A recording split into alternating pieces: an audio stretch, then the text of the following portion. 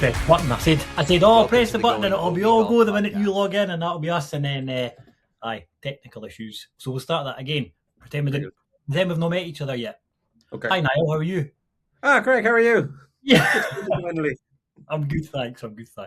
You've saved me by messaging me to say you were good to go early, because I've just endured the first 45 minutes of the Scotland game, and it's horrendous. So, yes, the World Cup's going to be it's going to be a long summer, I think, if Scotland continue playing like that. Well, you've got the World Cup. We got knocked out, unfortunately, there last week, which is a bit disappointing. But I was away after, as I was saying it. I was like, "Oh no, I shouldn't be saying that to an Irishman." But these things well, I'm living a life of misery at the moment, because I'm obviously an Irish fan, which was we had a great run. We were quite happy. Never thought we'd get that far. I'm a Spurs fan for my sins. I'm also a Giants fan for anybody who follows American football. They're also horrendous. So I know how to pick them basically at the moment. Yeah. Stick to golf. Golf. Absolutely. Less heartache there, I think. Good stuff. Well, thanks for joining me on the Go No Be Golf podcast. Came across your business and story on Instagram and when I was down one of my many YouTube rabbit holes, and I thought this is a very interesting concept. I am all for the golfing community, which is what you're trying to do. So just give me a quick introduction about you as a person first, and then we can get into Skratchr. Sure. Well, my name's Niall. I am a middle-aged man with two young kids. I've got a 7-year-old and a 4-year-old. My wife has been very gracious in letting me have this little adventure into my own passion project of golf. So for many years, I was in tech sales. I was a VP of sales, and the last company I was with let go of their entire executive team, me including being one of them. And if I'm honest, I was just a little bit burnt out, and threw myself back into golf a couple of days a week while the kids were in school, which was great. And I just found a new passion and a new joy for it. Now, I've always loved golf. I've always been passionate about it, but going through that process, it just cemented in me that was something that I wanted to do for the rest of my life. I wanted to be involved in it in some way. And it took me some time to try and figure out what exactly that was. And my wife very simply said to me, what's a problem in golf that you can solve? It's the same with any good business idea that's out there. It's like, what's the problem that needs to be solved? And for me, we moved over to the UK in 2020 during COVID, and I didn't know anybody here. I didn't know any golfers, and I struggled to play golf. Like, I was obviously able to play on my own, which isn't as much fun as playing with others. I joined a golf club, which is also fantastic, but what you'll inevitably find in golf clubs is that you'll have the standard 4-ball playing every Saturday at the same time or every Sunday at the same time, and they're in their little groups, and it's kind of tough to integrate in there at the best of times. So I was just trying to find other golfers, and I found it incredibly strange that there was no easy way to do it. So that's where the concept of Skratchr came around. So primarily it's about finding golfers. It's about playing more golf in new places, trying to reduce the barriers of entry to golf, and ultimately just trying to be that community that doesn't seem to exist there at the moment. Yep. No, I think you're definitely onto it. And your mission statement's obviously to make the game more social, more inclusive, and more fun. And anything that can do that, that's where I think we grow the game. So everybody has these conversations, right? All the big boys, PGA Tour and Live and stuff, are all, we're going to try and grow the game. We're going to grow the game. But it's not. It's very insular. And as you just pointed out, a lot of these golf clubs are as well. There's a lot of, my dad included, my dad's got a group of 6 guys, and they go every Monday, Wednesday, Saturday. They get the same times every week. Fortunately enough, I am on the WhatsApp group, so when somebody drops out one week, I'm like, well, I'll take that spot so I can jump in. But it's very cliquey. The world of golf is very cliquey. Yeah. And people tend to like to play with who they like to play with. Yeah, and if you think about that as an outsider, right? So there's 5.5 million golfers in the UK and Ireland, right? 1.1 of those are registered golfers.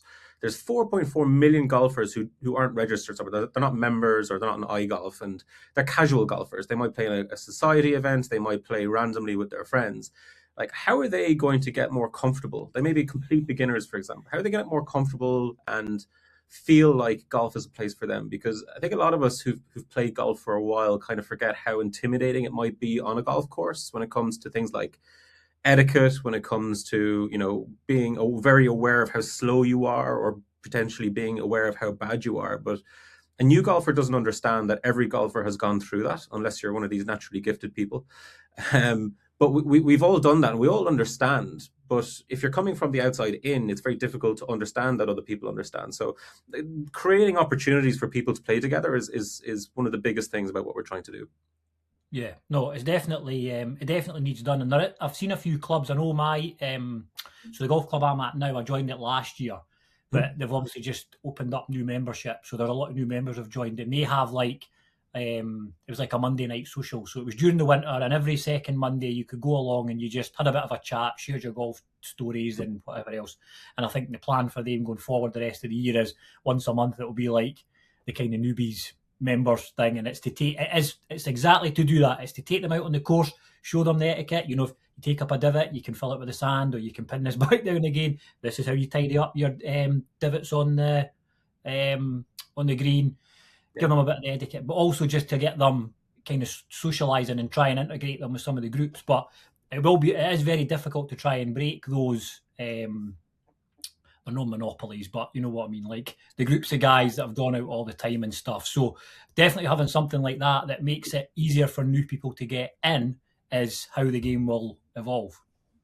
Yeah, exactly. And it's funny enough, one of the other ideas I had, I think I saw your post the other day about opening Pokemon cards with your child.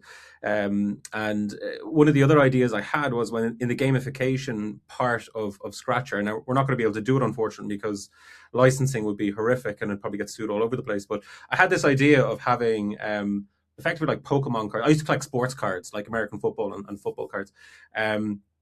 Of like the golf courses that you play, the stats that were underneath, the rounds you shot, and then maybe just an anecdote that you had from the round, and you'd collect these cards for each one of these courses. Now, we might be able to do that in the future if lots of golf courses sign up and allow us to use their images, but that was one of the other things that kind of drew me into that idea of gamifying that whole golf part as well. So it was funny when you just talked about it on socials there the other day. It was kind of clicked. I was like, oh, that was one of the things that we liked. No, I've gone in hard, if I'm being perfectly honest with you. So for ages, I was like, Pokemon cards, they're for kids. And then one of the guys at my work explained to me how it all works and the kind of values in them and whatever else.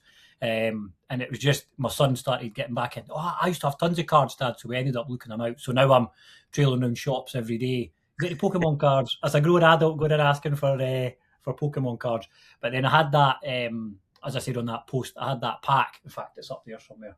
I had that pack and I'm like, right, I need to try and do something. Have a bit of a challenge going forward. I mean, I've got loads of potential challenges I'm going to do over the year to try and kind of improve my handicap and things. But I thought, what can I do that's kind of like a fun one? So I'm going to go with the Pokemon cards. But I think something like that's brilliant. Like, see if you can show, particularly for like younger golfers as well. So if you had something like that gives you achievements and merits that you're going to collect, and like I use ShotScope, so within the ShotScope app you can put on like courses you've played and countries you've golfed in and whatever else. So that's quite good to be able to kind of knock some of those things off. Yeah, and I think that's one of the routes that we're going to go down in future. Maybe not directly compete with ShotScope on the tech side of things, because we just haven't got the capacity, but things like GPS on golf courses, or being able to track the shots that you take, probably in a more manual way than you would in ShotScope. Just have those things available to golfers to use. But there's 101 different things we want to do. We need to start somewhere, so we're starting soon with what we have, which is very much focused around finding people, creating tribes around interests that you have, or areas that you live, for example, and then just tracking the little wins that you have. So we'll have scoring, so Stableford stroke play and match play to start. But again, we hope to be able to create a lot more gaming types, leagues, competitive leagues between tribes, all that sort of stuff over time as well. So it's an exciting time. Who knows what's going to come? No, it definitely is. And obviously a busy time for you as well. Like I said, I've been watching the diary series and stuff, and it's really good to see how you go about doing it. So how do you go and get into this kind of industry and build the apps? And well, you obviously said you've got tech experience, so I suppose that that Well, probably I've got helps. tech sales experience. I don't have any tech building experience, to be very clear. So I'm definitely not the brains behind the operation. Now it's funny, like when I started the whole process, I started researching different ways of going to market, and actually somebody on TikTok reached out to me, James, who was based over in Germany, and he was just equally as passionate about golf. And he was like, "Look, I'll work with you to build this. Let's do it, and then hopefully one day this can sort of fund our full-time jobs, so we don't have to, face real jobs in future, which is the plan, the dream. So James has been beavering away at it. We're at the stage now where I actually have the app on my phone, which is really exciting, and hopefully we're just going to do some final tweaks to it, to the UI and the experience, and then we're going to should be in a position to launch it around the time of the Masters. And what I'm doing feverishly at the moment is trying to get together the brand partners to help with the launch of it. So I think the critical piece about the app is going to be density. So where the amount of people who are in it. So the more people are in it, the more value the people in it will get. So in my mind, it's critical to get that first 1,000 users. Once we have those first 1,000 users, it should exponentially grow beyond that, because people invite their friends, people will start seeing value, there'll be more stuff in there. So the plan for me at the moment is to work with some key brand partners who are aligned with what we're trying to do to make golf more accessible, and create some incredible experiences and have some amazing prizes to that founding club. I'm calling the first 1,000 the founding club, the founders. So I had a really exciting conversation today with a potential brand partner. They suggested an incredible experience, which I can't share yet because nothing is signed and nothing's agreed. Of course. So it also depends when this goes out, but again, nothing might happen from it. But it was a really good conversation, really well aligned to what we want to do. And I'm like, if that's signed and sealed in the next week, I reckon we'll have 3 or 4 other big brands behind it. But it'll start getting really excited, but very much on the experience side of things. So something that people will look at and go, "Ooh, that is definitely something I want to try." So I know that's a bit of hype there with nothing to back it just at the moment. But if people eventually follow me online, they'll be able to see what happens over the next couple of days. The one thing is I don't keep anything back. It's all out there. For good, the bad, and the ugly. I'm quite open about everything, the wins, the losses. So it's a journey for everybody when they come along with me for Skratchr. So hopefully it has a positive ending at the end of it. Yeah, no, I'm sure it will. But no, it's really good, and it is refreshing, certainly for something like that, because you have taken a massive step, and you are trying to build something that's going to have longevity and will do this magic, grow the game that they're all trying to say. So see, from right at the very start, where your first video is like, we need 1,000 people to get on board with this, and this is where we want to be going with it, and then to follow that journey all the way through, I think is really interesting, particularly for a golf YouTube junkie like me. Like, I watch so much stuff, and I watch a variety of golf. So to have something that's different, and I suppose I am trying to build a business with this. So I speak to people, and I've got a couple of potential sponsory things and whatever else. So it's always good to try and pick up tips from other people that are going through kind of a similar thing. So it's definitely dead exciting. I've got maybe a one thing for you though. You can maybe add into this, and I don't know whether it maybe does. So years and years ago, I'm going back 20 odd years now, right?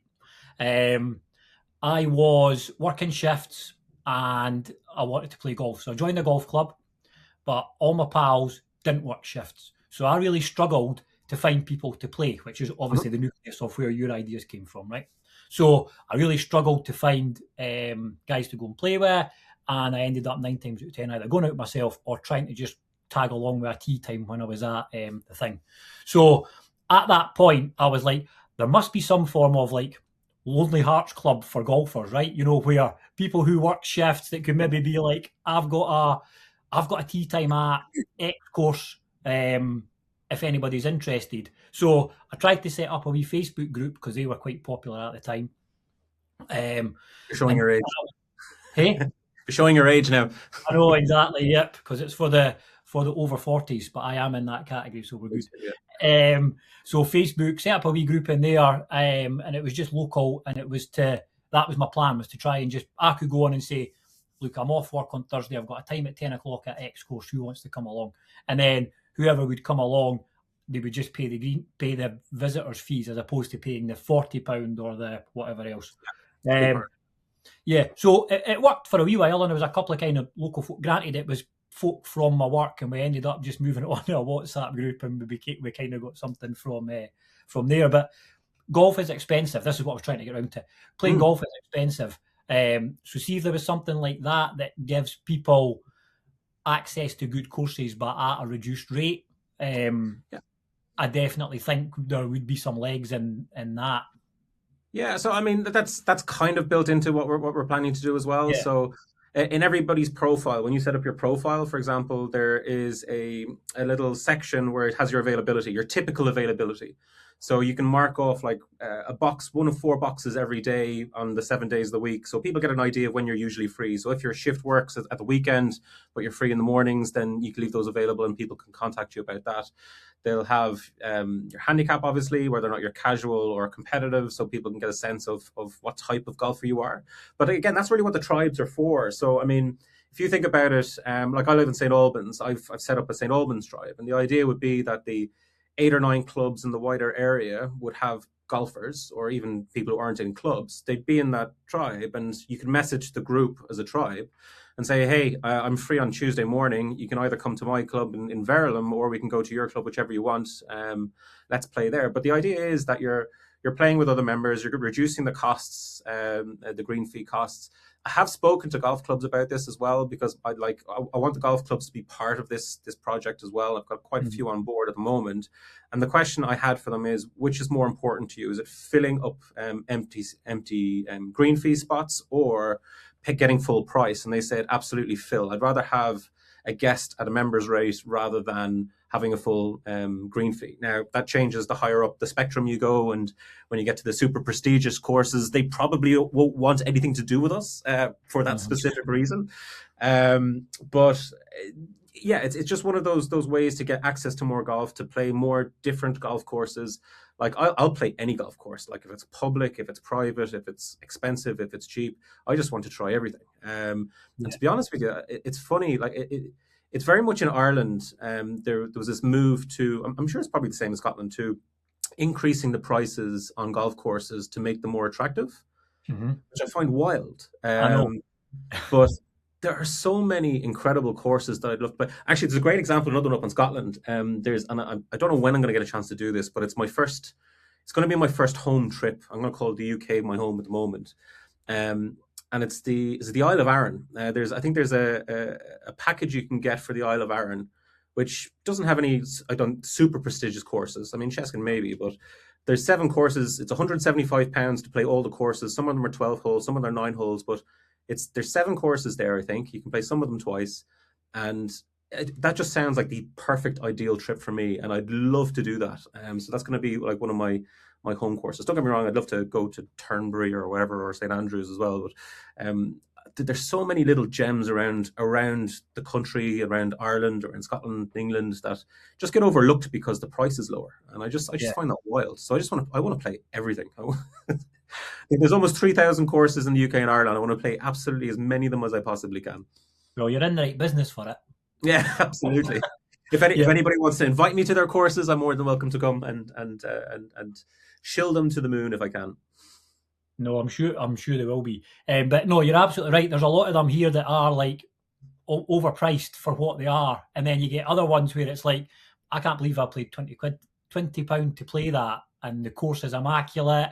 The greens are really good. Yeah, it's really strange. But I suppose going back to the community aspect of it as well, that should be a benefit to these golf clubs, because if I'm taking you onto my course, you then are like, I really enjoyed that one, so the next time you come up, or you then recommend it to your pals when you go back down the road. I went up to Scotland, I played this lovely wee course, and then that drums up a bit more support for them. So yeah, I think the prestigious ones might be a bit like, we don't need your business, but certainly any other course should not be turning away business. So I suppose the more you can plug them, the better. Yeah, people forget how thin the margins are with a lot of golf courses too. Like, so any opportunity to bring more people into the F&B side, the food and beverage side, to spend more money in the pro shop, because again, the pro shops do so much for golf in the areas as well that people forget about. You're not just buying things in the shop, like you're supporting the youth development, the beginners, the lessons for everybody in the area as well. So they're all things that I want to try and showcase within the app, and just genuinely be the grassroots side of thing. And eventually, hopefully, if we ever make money, which will probably be a long way away, the hope is to start reinvesting percentage of revenue back into grassroots project as well. So that's all in the future. So fingers crossed. Yeah. So the app's free at the moment, is it? Is that the No, plan? the app's going to be paid. The app is going to be £12 per user per year. So the price of a sleeve of golf balls. But the idea is that there will be consistent value growing in it over time as well. So it's a bit of a punt for the first 1,000 users, which I get, because it's all going to be guesswork. But we have about 300 people pre-signed up so far. A lot of people really excited about the opportunity that sits there, because I think once they get an understanding of what it is, they understand how quickly it could expand and how much value they get out of it in the future. But the roadmap's probably one of the most exciting things about what we're going to do over the coming months. So, months and years. So yeah, we'll see how it pans out. No, that's good. So people can go to just Skratchr.com, isn't it? Yeah, so there's a wait list up at Skratchr.com at the moment. They can follow me on TikTok at Join Skratchr. They can follow me on Instagram at Skratchr Golf, I think it's called. You always forget what your handle is on these things. And then if they're interested in watching a middle-aged man faff around on YouTube, they can go to at Skratchr on YouTube and follow the behind the scenes of building a golf company for the moment, which will eventually move into on-course stuff and other things as well. But yeah, I mean, it's a journey. It's fun. But yeah, if anybody has any ideas as well, they can reach me at any of those channels and get involved. It'd be great. No, that's perfect. So yeah, I'll make sure those links are all in our show notes and people can go on and get them from there. So what about Niall the golfer then? We've done Niall the businessman. Yeah. Niall you're off at 8, I believe. Yes, I'm off 8. Is that right? Yeah. It's an 8 with an asterisk, because I always say it's a home course handicap, because I know how to play my home course really well. It's one of those things. I think when I travel, I tend to struggle a little bit more, with one exception that I've had over the last year. But yeah, I've come a long way. I mean, when I started, like, I was never a member anywhere for 20 or 30 years. I worked in a golf club for many years in Ireland, beside my house in Enniskerry. I worked in a place called Power Sport. I worked there for about 8 years, all the way through secondary school and college, which was fantastic fun, because I was a course ranger for most of it. I got to give out to golfers and then play golf in the evening, which was always the best type of thing. And selling golf balls back to the people who lost them in the first place. That was a fun gig. But overheads. Huh? Fewer overheads. Yeah. Absolutely, but it was fantastic, and like that was top quality stuff. But I never had a handicap, and it was only when I came over to the UK and I found one friend who played golf, and we said, look, let's both start playing a lot of golf together, and we did, with the green card from our wives to disappear on Sunday mornings, which was fantastic with the young kids, because I always thought that I had the potential to be sort of sub 10.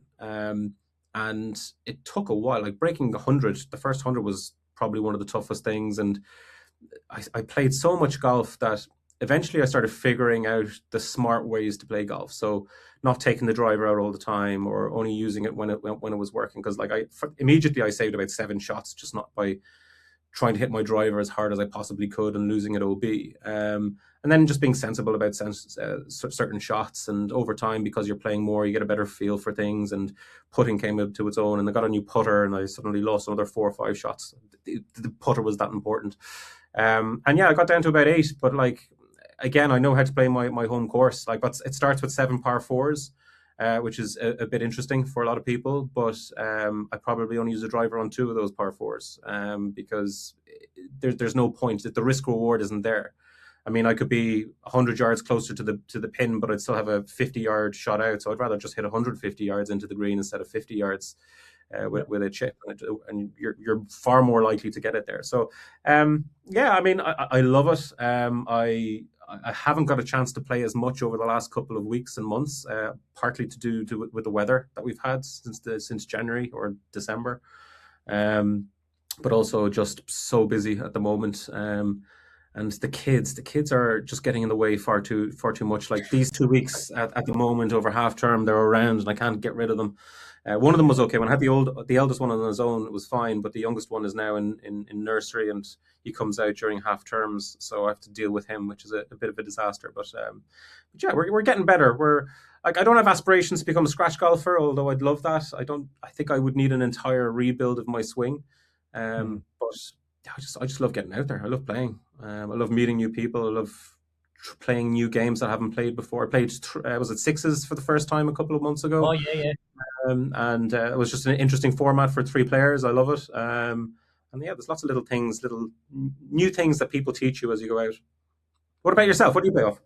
So I'm off of 17 now at the moment, but when I first started playing about 30 odd years ago, and I was given 28 as a handicap, and I've managed to get 10 shots off in 30 years. So that tells you about the standard of my game. But I did have a bit of a break for a couple of years before because I got so consumed with trying to get better and then not getting better, and it was then frustrating me. So I did a previous podcast, and we had an ex-ladies pro on, and she now does coaching and a bit of mindful stuff. And she was like, well, why are you playing, Craig? And I said, well, I just enjoy playing with my pals, but I'd like to get better and blah, blah, blah. And she's like, and what about your attachment to scores? I was like, oh, I need to try and get this to shoot this to get my handicap. And she's like, is it paying your mortgage? And I was like, no. She's like, are your kids like fed and clothed and whatever? I was like, yep. She's like, well, what's the problem then? Like, it's meant to be fun. I'm at a stage where I just enjoy the game, right? So it doesn't bother me. I can go out, win, lose, draw, get hammered, pump somebody, whatever, right? I genuinely, I just like to go and play exactly the same as you, meet new people, get a bit of a chat, a bit of fresh air. If improvement comes with that, then great. I do have a pal who he's down. I think he's off his 6 now or something, but he can't understand my psyche of I don't really care, right? Like so kind of so what now what golf, you know, like I'll hit a ball, well, I'm here, what will I do now? I'll just knock it out and then I'll just stick it on. And it bothers him a wee bit that it doesn't bother me that my handicap's not coming down. And I'm like, you should push that on when you play him just to wind him up a little bit more and hopefully I know. Yeah, I'm like, just chill out. Like, it genuinely doesn't bother me. I'll shake your hand at the start of the game. We'll go play. I'll shake your hand at the end of it, and we'll all go home. I don't take golf stresses home with me. And in the last 2 or 3 years, I have started playing better because I'm enjoying it more. Because I don't have any preconceived ideas of what scores I need to shoot. And my handicap will come down. It'll come down. It'll go back up. It'll go back up. I don't do it full time. I don't play enough. So get on with it. Eh? It is funny. Like it's like one of the best rounds I ever played. It wasn't the best score I ever shot, but the best rounds I ever played was in Sunningdale on the old course. I was so lucky to play the old course in Sunningdale, and it was just before the seniors opened there last year. It was a week before, or the Monday of, or the Sunday before. I don't know. But the course was pristine, and I had zero expectation. Like I was just like, I genuinely don't care what happens here today because, like, how often do you get to do this? This is a once in a lifetime. It is for me anyway. Once in a lifetime experience. Just enjoy everything. And I played some immaculate. I went round in 80, and I was stunned. When I finished that I went round because I was trying to break 80 at the time, but I finished on 80. And I genuinely don't think that if I had gone with the expectation of I'm going to try and shoot low today, I'm almost certain I would have finished with like 95 or something, or 94. But the fact that like I was kind of just floating all the way around the golf course, I was smiling, I was just enjoying everything that was happening. Didn't matter where the ball went; it just happened to be finishing in lucky places on the day. So it's amazing the difference a mentality can make on a round, just from that perspective. Yeah. No, it definitely does. And I genuinely think if you just go out and just play freely with no stresses, the golf will come. Because you do end up just fairway, green, sink a putt, move on. So Where's your biggest challenge at the moment in your handicap at the moment? Is it like drive? Is it chipping? Is it putting? oh, you've opened a can of worms here now, Niall. Depends on the day. Well, You get two of the three right every day. yes. So this year is the first year in 2 years I've had a driver in my bag because I was playing a 2-iron off the tee to try and keep it in play. But I was Mhm. then so far back, I maybe wasn't trusting some of my longer irons. Yeah. However, I then did a chat with Shot Scope, and their statistics said that the closer to the green you can get in one shot should make it easier for you to score. So I've then got a driver back, which I'm now trying to work on. My chipping has improved, chipping and pitching round about the greens, because the course I'm at just now, there's 8 par 3s, but they're all over 200 yards. So if I'm not hitting the green, you need to be chipping Mm. and pitching close to try and save kind of pars or get some scores. So I would say that's definitely improved. Putting has always been my nemesis, and I've been through every putter brand and style of putter that's going, and I cannot find something that it's now so deeply ingrained in my soul that I am not a good putter, that I honestly believe that is the case. Mm. I don't read greens very well. Mm. Despite me watching every YouTube video going that says this is what you should do, this is what you shouldn't do, I've taken lessons. Yeah. Although I kind of I was given I had an interview with the Putting Edge, and they've got like a couple of training devices. So I've been using them over the winter in the office here, and I've got a green putting green in my back garden, so I've been using that. So I do expect my putting to be better this year because I've worked on it. Yeah. But I would still say not the actual putting stroke, but the reading of greens and getting pace and what have you. I think is probably one of my weaker parts. Yeah. So I did tell you opened a can of worms there, eh? No, so it's just I always find it interesting to find out where people have those challenges. So like when I was playing off 18 and 19, driving was my biggest challenge. I used to have these massive call them power fades or super power fades. And I couldn't resolve it, which is why I went back to the irons just like you did. But I practiced the driver, and then it was just one day. I don't know what I saw a YouTube video, and this I know Tiger says don't watch YouTube videos, but I saw a YouTube video and something they said clicked. Whether it was just hitting up on the ball, or where it was in my stance, or whether my left arm was short, or was just dipping. I think it was more the dipping of my right shoulder. I wasn't dipping my right shoulder, and there was a mental thing about getting the body forward, going forward. So I have a little swing, and I swing forward, like I just move my body forward, pull, go back, and then I follow through that. So it just kind of gets me to move my body weight back forward again. And ever since then, my drives have been largely good, and I've been able to trust my driver. But that, as you said, just like that shaved probably about 6 or 7 shots off my handicap because the ball stayed in play, and it was going reasonably far down the middle. And I think that statistic about getting the shot scope statistic that you talked about there, wasn't it that was it Rory McIlroy had the worst fairway in regulation, but some of the best strokes gained from his driver, or something like some statistic So like that. So he was hitting yeah, it so far, he was missing fairways that were going off, weren't they? yeah, but he was closer to the green, so Yeah. his stroke gains was so much higher. So it was just when I heard that as well, I was just like, that's really really interesting. As long as you can keep it in play and keep it playable, like the driver makes such a huge difference for sure. Yeah.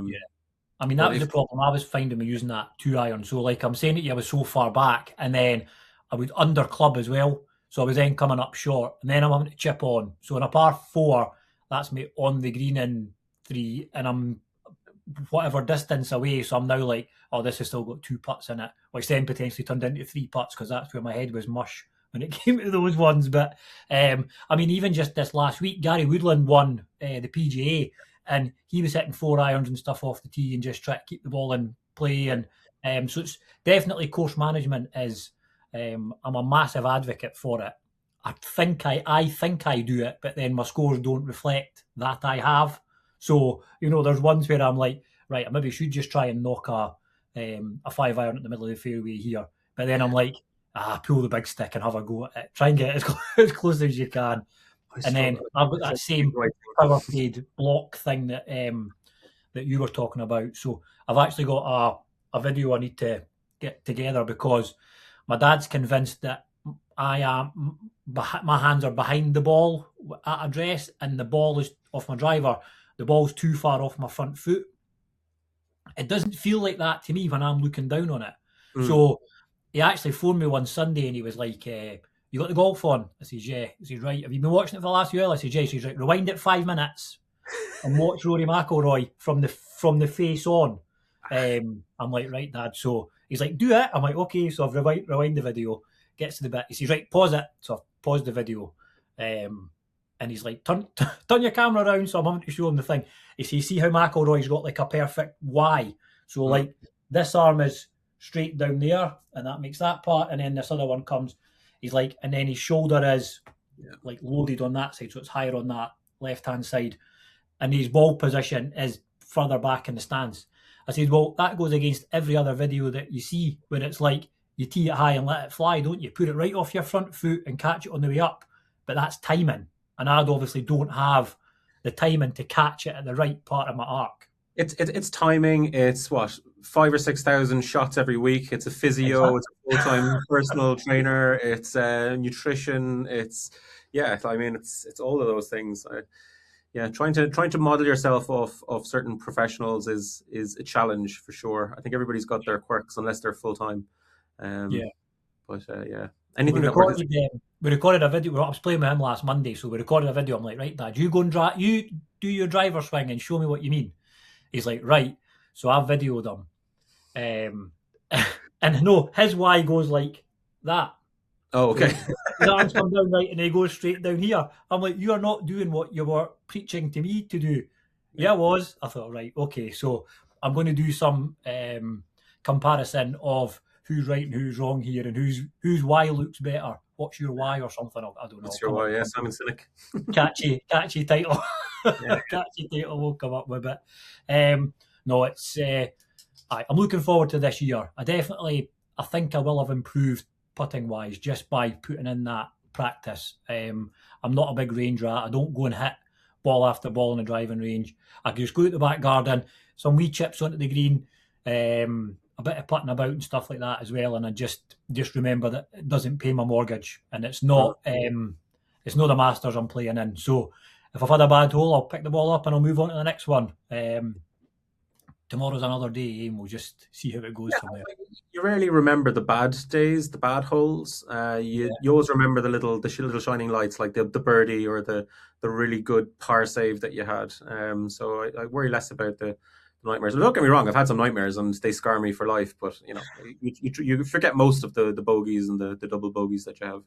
Yeah, well, I mean, I posted that video with the Pokemon pack yesterday where I put that I hadn't had a birdie on a competitive round since 2024, and I had 3 or 4 text messages straight away for my pals. You are joking, eh? I'm like, no, going to look at Scottish golf, you can see it. There's not a birdie on a competitive round since October 2024. So that needs to be a bit of a mini goal this year, is to try and make sure I get some birdies. I can do them in non-competitive rounds, but the minute I've got that app started and I've got a card in my back pocket, I don't know what changes. It's definitely just the mental psyche that I fall apart, because that is when I definitely know I need to start chasing a score.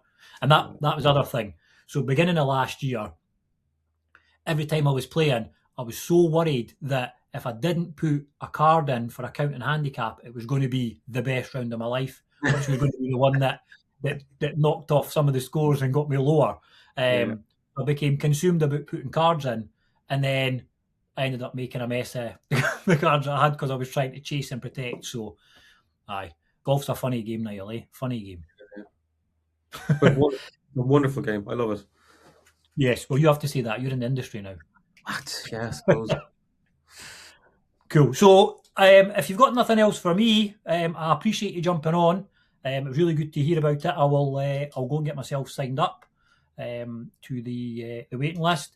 I will put this out to my listeners and certainly share it with my pals, because I've quite a good golf kind of community that we've got up here. We're in a a small village, and there's about 5 or 6 of us in a kind of WhatsApp group at the moment. So we might as well start a tribe. Yeah, fantastic. And Great. see how we can get that going from there. If you have anything going forward that is big news, you're more than welcome to jump back on, and we can have a quick chat about it and get it plugged from there.